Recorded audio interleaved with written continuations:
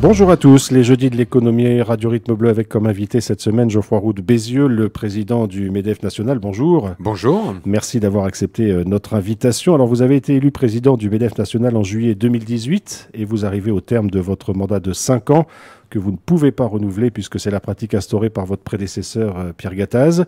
On reviendra évidemment sur le bilan de votre présidence au MEDEF. On évoquera aussi bien sûr l'actualité économique et sociale en métropole avec les tensions provoquées par la réforme des retraites. Vous nous donnerez votre sentiment sur la situation actuelle. Mais avant cela, si vous le voulez bien, Geoffroy Roux de Bézieux, commençons par votre séjour en Calédonie. Séjour dense d'une petite semaine. Pourquoi venir si loin? Pourquoi maintenant, alors que la situation est complexe en métropole? D'abord parce que je m'étais engagé à visiter tous les territoires d'outre-mer durant mon mandat. Donc il me restait la Polynésie et la Nouvelle-Calédonie. Parce que jamais un président du MEDEF était venu depuis la création du MEDEF. C'est quand même une faute presque impardonnable à réparer. Et puis parce que moi je m'intéresse à l'outre-mer. Je pense que ça fait partie de la force de la France, à travers la zone économique maritime, à travers les atouts et les complexités de ces territoires. Voilà, donc c'est une manière de découvrir l'économie. Vous avez une formidable présidente du MEDEF Nouvelle-Calédonie. Donc tout ça militait pour un voyage. Alors ce voyage, vous en avez profité pour voir de nombreux aspects de la réalité économique en Calédonie. Vous avez une première journée plus axée sur le tourisme. Hier, c'était plutôt les industries de transformation. Aujourd'hui, la mine. Demain, vous serez en brousse pour découvrir d'autres réalités du monde agricole et du développement, enfin, du renouvellement énergétique. Vous aviez besoin comme ça de sentir un petit peu la réalité de l'économie calédonienne. Moi, je viens pas pour un voyage politique. Je viens pour un voyage économique. Même si, je le répète, l'économie, c'est presque la base de la politique. Sans développement économique, sans entreprise, sans entrepreneurs, pas de prospérité à partager. C'est important de le rappeler partout, mais ici aussi, ou j'allais dire aussi surtout. Donc effectivement, ce qui est frappant, d'abord, c'est, j'allais dire, l'esprit d'entreprise qui anime les chefs d'entreprise ici, peut-être plus qu'ailleurs, en tout cas dans les territoires que j'ai pu visiter outre-mer. La deuxième chose, c'est la diversité de l'économie. Je reviens de Polynésie, qui est évidemment extrêmement dépendante du tourisme. Mais s'il y a d'autres secteurs, là, il y a de l'industrie, vous l'avez dit, il y a du nautisme et de la pêche qui demandent probablement à être développés. J'ai visité la French Tech aussi, la station N. Et là aussi, c'est assez spectaculaire ce qui est réussi là-bas. Donc, beaucoup d'opportunités, même si je suis conscient des problèmes et des difficultés. Alors, il y a une activité économique réelle en Nouvelle-Calédonie. Vous avez évoqué la Polynésie où le tempo est donné finalement par l'industrie du tourisme. En Calédonie, le tempo est plutôt donné par l'industrie de la mine. On parle beaucoup de diversification en Nouvelle-Calédonie. Est-ce que vous pensez que la Calédonie a les atouts de se diversifier ou est-ce que ça reste très compliqué aujourd'hui? Alors, il y a les contraintes. D'abord, il y a les contraintes de l'économie insulaire. Chacun le sait. C'est vrai pour la Nouvelle-Calédonie, comme pour la Polynésie, comme pour beaucoup d'autres. Une fois qu'on est loin, il y a des coûts d'approvisionnement, il y a une taille critique de marché. Mais je crois qu'un entrepreneur, c'est quelqu'un qui prend pas non pour une réponse, qui essaie de trouver des solutions aux problèmes et donc qui, à travers ces contraintes, essaie de faire des opportunités. Moi, une chose qui m'a frappé, par exemple, c'est la visite du port qu'on a faite. Je pense qu'il y a un potentiel assez fort pour développer une filière complète. Alors, je suis pas là pour citer la Polynésie en comparaison, mais une des choses qui nous ont réussi assez bien ces 10 dernières années, c'est avoir une filière complète construction navale, réparation, démantèlement, pêche et transformation d'une partie de la pêche pour réexporter, en l'occurrence aux États-Unis, du thon. Donc il y a certainement des choses à faire et il n'y a pas de fatalité économique. Il n'y a que des opportunités et des contraintes à aménager. Mais pour développer ce genre de filière et pour innover dans ce genre de domaine, il faut aussi une volonté politique. Vous l'avez dit, les acteurs économiques doivent se bouger, mais il faut aussi derrière des volontés politiques. Est-ce que vous sentez qu'elles existent en Calédonie ? Alors écoutez, j'ai pas le seul politique que j'ai rencontré, c'est le président de la région des îles Loyauté. Voilà, et là il y a une volonté politique de fixer. Alors il le voit sous un angle politique, c'est-à-dire il a la volonté de fixer ses habitants sur leur territoire, sur les îles, en créant de l'activité économique. En tout cas, je pense que c'est le rôle du MEDEF Nouvelle-Calédonie, et je suis sûr que, même s'il le fait quotidiennement, d'expliquer que sans économie, il n'y a pas de prospérité. Après, je sais que la situation politique est complexe, mais justement, il me semble qu'on doit pouvoir, et je dis ça avec beaucoup de modestie et de prudence, je suis là depuis 3 jours, donc pas donner des leçons ni des grandes théories, mais on doit pouvoir construire un destin commun à travers l'économie, parce que finalement, l'entreprise, ça rassemble, on l'a bien vu pendant le Covid.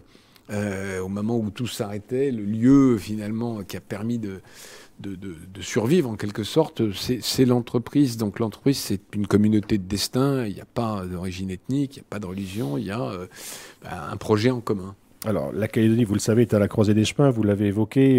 Les référendums ont confirmé la volonté des Calédoniens de rester dans la France, mais il reste tout à construire, notamment sur le plan institutionnel. Ça patine un peu, on le sait, au niveau des discussions. L'économie en pâtit aussi d'une certaine façon. Quelle doit être l'attitude dans ces moments un peu flottants des chefs d'entreprise? Est-ce qu'il faut y aller? Est-ce qu'il faut être prudent? Est-ce qu'il faut attendre? Alors, vous le soulignez à l'envers, hein, le plus important dans l'économie, au-delà de la fiscalité, au-delà du taux de travail, c'est la confiance. Et c'est vrai d'ailleurs pour les chefs d'entreprise comme pour les consommateurs. Si vous achetez une nouvelle voiture ou si vous ne l'achetez pas, c'est parce que vous dites l'avenir me permet de ou l'avenir ne me permet pas de. Et donc ce discours de confiance dans l'avenir, il est très important. Évidemment, je ne vais pas vous dire que les chefs d'entreprise doivent attendre. Leur métier, c'est de prendre des risques dans un monde d'incertitude. Et de toute façon, soyons justes, au-delà des incertitudes institutionnelles qui sont particulièrement fortes en Calédonie, les incertitudes, elles sont partout. Elles sont géostratégiques. On voit bien ce qui se passe entre les États-Unis et la Chine. Elles sont climatiques, elles sont démographiques. Donc, on ne peut pas, attendre quand on est chef d'entreprise. Il faut prendre des risques, il faut ouvrir des magasins, il faut signer des contrats. Et voilà, il faut embaucher. Enfin, c'est ça notre métier, et effectivement, en se trompant. Donc le tempo du monde et de l'agenda économique doit correspondre d'une certaine façon au tempo politique ou le devancer dans certains cas? Souvent, on le devance. Parce qu'on n'a pas le luxe d'attendre. Ce qu'il faut, c'est qu'il n'y ait pas trop d'écart entre le tempo politique et le tempo économique. Alors le MEDEF-NC a fait des propositions sur l'avenir institutionnel et l'organisation de l'économie calédonienne dans le cadre de NC Eco. Vous avez sans doute vu un certain nombre de propositions qui ont été faites. Vous les avez lues, vous en pensez quoi? C'est une feuille de route que vous soutenez? Bien sûr, c'est une feuille de route que je soutenez. Alors après, je ne connais pas assez la situation pour vous faire un commentaire particulier sur telle ou telle mesure, parce que, encore une fois, je suis là depuis 3 jours et ça serait très présomptueux de ma part de commenter. Mais encore une fois, le message général, et d'ailleurs que je passe pas seulement en Calédonie, que je passe dans tous les territoires que je visite, c'est de dire aux élus, quel que soit leur bord, vous ne pouvez pas faire sans l'entreprise. Vous avez besoin des entreprises, pas parce que c'est une espèce de nouvelle religion, parce que c'est la création de richesses communes, création de prospérité. Après, on peut discuter du partage de la valeur. Évidemment, il y a des gens qui veulent plus partager que d'autres. Bon. Mais c'est un débat qui est presque de deuxième rang. On y reviendra parce qu'il y a eu des accords importants signés en métropole. Tout à fait, en métropole. Mais vous voyez, il faut d'abord donner les conditions de création de la valeur. Et encore une fois, hein, ce que peut faire un homme politique ou une femme politique, quel que soit son parti politique, c'est le signal de confiance qu'il donne aux investisseurs locaux et extérieurs. Le signal de confiance que donne le monde politique, il est délicat aujourd'hui, vous le savez, vous l'avez rappelé, la situation mondiale est compliquée, notamment par la guerre en Ukraine qui a bouleversé un certain nombre de marchés, qui a fait augmenter les matières premières. Il y a une inquiétude qui existe en métropole, qui existe aussi en Calédonie, c'est la question de l'inflation. On a quand même un certain nombre de signaux compliqués en ce moment à gérer. Comment vous voyez les choses ? Alors, d'abord, on est tous un peu... notre génération avait plus l'habitude de l'inflation. C'est le dernier, en tout cas en métropole, dernière année où il y avait une inflation de cette année, 74. Et donc, peu d'entre nous étaient aux commandes d'entreprise en 74. Et donc, il faut se réhabituer, si j'ose dire, et on a perdu un peu nos réflexes. Il semble quand même, et je suis très prudent, qu'il y ait une part de cette inflation qui soit très conjoncturelle et spéculative. Donc vous avez cité les matières premières. On a vu quand même que les matières premières redescendent assez vite. Notamment le prix du pétrole, oui. Le prix du pétrole, un certain nombre d'autres matières premières, notamment le blé. Donc il y a quand même des signes de ralentissement et on ne va pas vers l'hyperinflation qui, de toute façon, est une catastrophe pour tout le monde. Ce n'est pas une bonne chose. Donc on peut espérer que ça reste... et ici, vous avez eu la chance, hein, si j'ai bien compris, d'avoir plutôt une inflation inférieure à ce qui s'est passé, disons, mondialement, que super, ce qui n'est pas le cas dans d'autres... Oui, mais il peut y avoir des effets décalés, puisque en Calédonie, vous le savez, les choses arrivent parfois un petit peu après le reste du monde. Oui, avec le côté... en tout cas, pour les importateurs. Mais je regarde, là, encore une fois, je compare avec la Polynésie, dont je reviens, qui a été bien plus élevée et qui a le même problème d'importation. Voilà, donc, finalement, le message général, c'est dire, c'est une secousse, c'est un choc, ça crée des problèmes de pouvoir d'achat chez les salariés qu'on ne nie pas. Et d'ailleurs, les patrons essayent d'augmenter les salaires autant que leurs marges le peuvent, mais c'est probablement pas structurel. On rentre pas dans une société d'hyperinflation. La question de la régulation économique, on a l'impression qu'elle se complique parce que en fait, les marchés mondiaux sont bouleversés sous des à-coups qu'on ne peut pas prévoir. La guerre en Ukraine était difficilement prévisible. Parfois, les incidences climatiques que vous avez évoquées sont imprévisibles. On a l'impression que la régulation des marchés est beaucoup plus compliquée aujourd'hui à installer qu'elle ne l'était il y a encore 10-15 ans. C'est vrai, ça réclame d'être extrêmement adaptable. Les chefs d'entreprise, ils ont quand même vécu le Covid, qui était alors encore plus que la guerre en Ukraine, totalement pris. Quand on vous dit en 15 jours, en 3 semaines, enfin je sais pas... Ouais, il faut changer, il faut faire du télétravail, il faut fermer. Il faut arrêter, même pas, il faut fermer.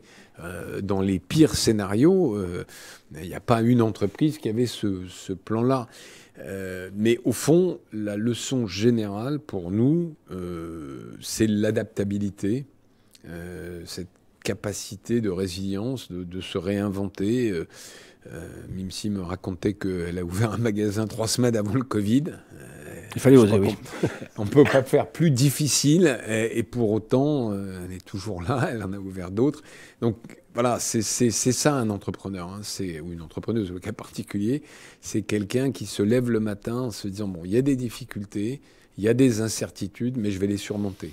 Qu'est-ce que vous allez faire, Geoffroy Roux de Bézieux, de toutes les informations que vous avez recueillies en Calédonie et en Polynésie à votre retour en métropole? Est-ce qu'il y a des dossiers à porter, bien sûr, je vais essayer de raconter publics une histoire positive. C'est vrai qu'on connaît très mal, alors en général, nos territoires d'outre-mer. En métropole, on ne parle de Calédonie que quand on parle de problèmes politiques. On n'imagine pas du tout la densité et la qualité du tissu économique.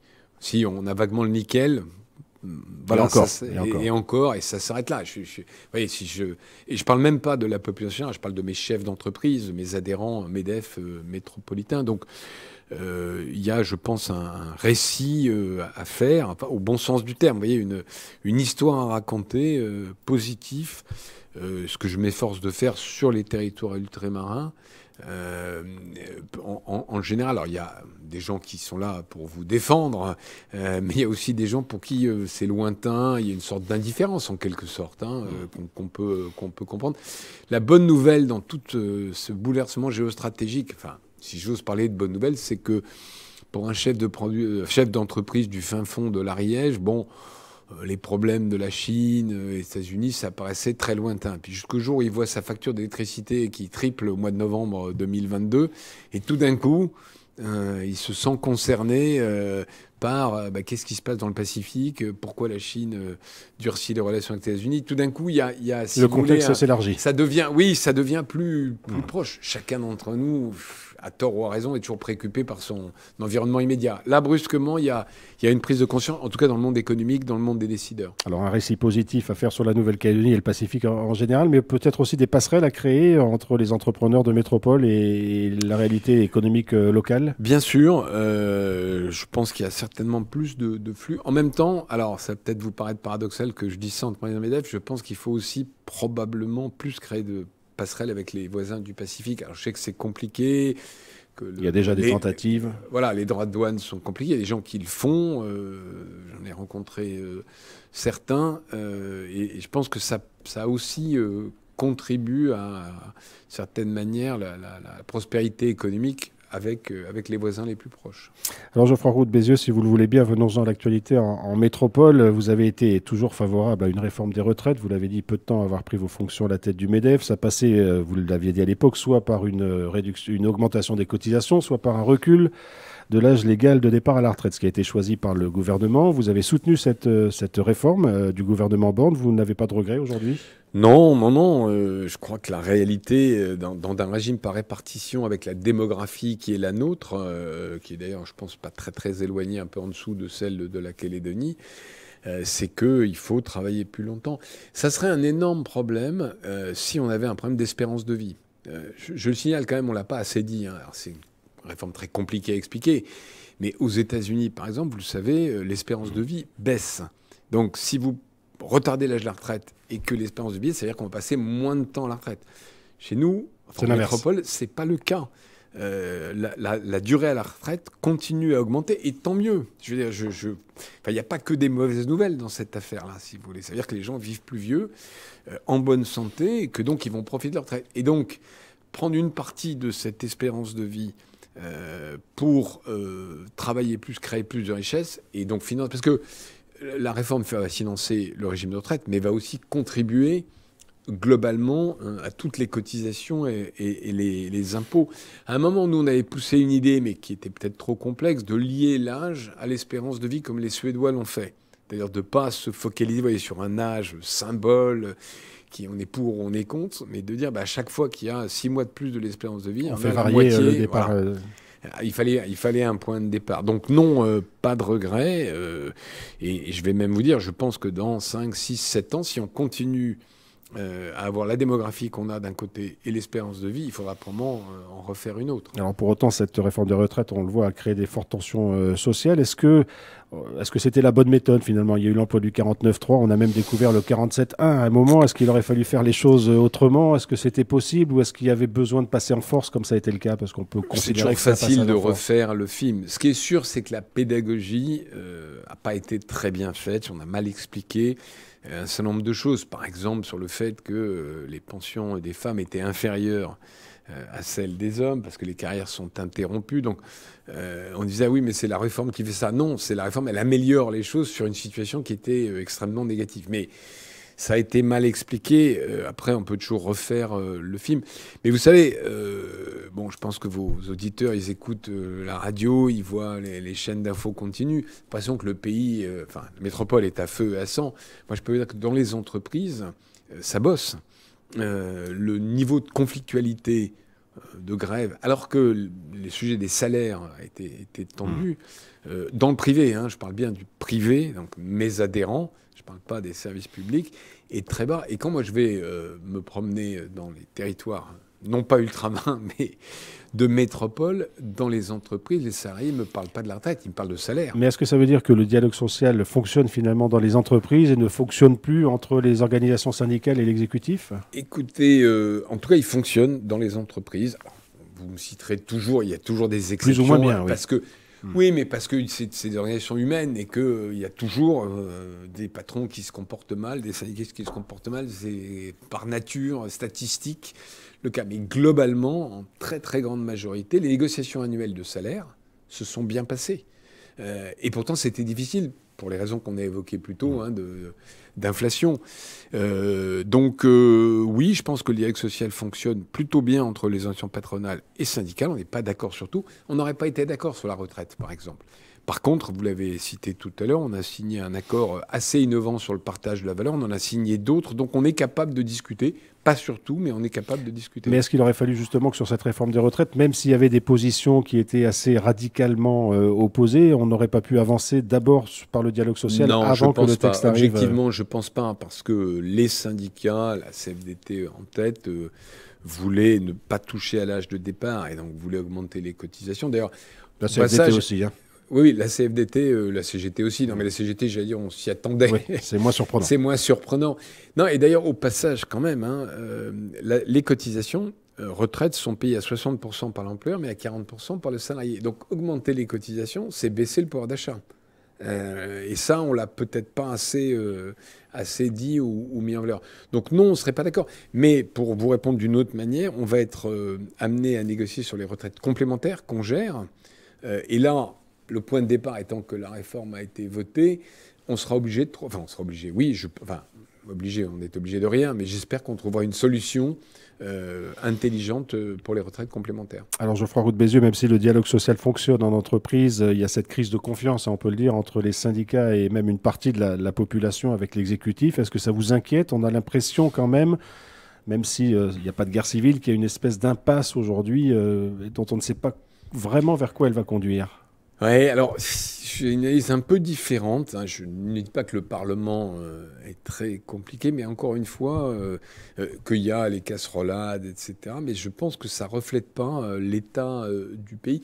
Les Français sont majoritairement contre cette réforme des retraites, mais comme l'étaient les Allemands quand on l'a fait, comme l'était... la différence, c'est que nous, on a cette tradition... enfin tradition, si je ne sais pas si c'est le bon mot, de manifestation qui est plus visible. Après, je pense que les Français ont aussi les consciences que c'était nécessaire. Même si ils préféraient que ce soit les suivants. C'est un peu encore quelques années ou en quelques minutes, Monsieur Le Bourreau. Au final, c'est le pouvoir d'achat qui va peut-être pas calmer, mais en tout cas qui est vraiment l'indicateur le plus important. C'est l'indicateur parce que il y a une chose. Et la réalité, c'est pas qu'un indicateur, c'est aussi une réalité. L'inflation officielle est autour de 6%. Mais quand vous êtes payé 1500, 1600 euros par mois, en réalité, la part notamment de l'alimentaire est beaucoup plus élevée. Or, l'alimentaire, on est sur des plus 15, plus 16%. Et en plus, l'alimentaire, c'est des prix que vous voyez presque chaque jour. Tous les jours, en tout cas très régulièrement. Donc, ils vous marquent plus. Et le sujet pour nous, je pense, devant nous, là, les augmentations de salaire ont été, suivant les tailles d'entreprise, entre 4 et 6%. Mais on ne peut pas continuer à suivre cette course-là, en tout cas pas dans tous les secteurs. Donc c'est là qu'on a un sujet, je pense, devant nous, avec nos salariés ou leurs représentants. Alors pour compléter le tableau, si j'ose dire, il y a la note souveraine de la France qui a été dégradée récemment par l'agence Fitch. Est-ce que c'est un élément qui est inquiétant, même si on sait que ça n'a pas de répercussion immédiate, mais ça donne quand même une indication sur la bonne santé économique d'un pays? Vous avez raison, plus personne ne parle de l'endettement. Or, on est endetté et dans une période de hausse des taux, le coût de la dette va devenir préoccupant. Alors je crois que cette année va être autour de 40 milliards, mais comme nos taux fixes vont arriver à échéance, elle va monter et c'est assez vite un budget qui est supérieur à celui de l'éducation nationale. Ce qui veut dire que le quoi qu'il en coûte, j'ai été le premier à le dire, juste en sortant, il faut arrêter. Et il faut retrouver la maîtrise de nos dépenses publiques. Il y a ce matin dans les Échos, journal français, un interview de Pierre Moscovici qui dit qu'il ne faut plus dépenser sans faire des économies. Je pense qu'il a totalement raison. C'est bien qu'il le dise, c'est bien qu'il y ait d'autres voix qui le disent, dont celle du MEDEF. Et il faut aussi qu'il y ait une volonté politique là-dessus. On est bien d'accord. Oui, et puis il ne faut plus de crise Covid. Oui, je pense que c'est un peu plus que la volonté politique, parce que sinon, nos créanciers, n'oubliez pas que la dette de la France, elle est détenue par des prêteurs étrangers, et que ce sont les prêteurs qui nous prêtent, si j'ose dire, au sens, enfin j'enfonce des évidences, mais ils peuvent aussi décider de plus prêter ou de prêter plus cher. Geoffroy Roux de Bézieux, on le disait au début de cette émission, vous terminez votre mandat de 5 ans à la tête du MEDEF, vous le terminerez en juillet prochain, je crois, avec plusieurs candidats à votre succession. Alors est-ce que vous soutenez un candidat et quelle est votre position pour la suite ? Alors non, je ne soutiens pas de candidat, il n'y en a plus que 2. Il y a un candidat et une candidate, ce qui est déjà une bonne nouvelle en soi. Les 2 ont travaillé avec moi dans la même équipe.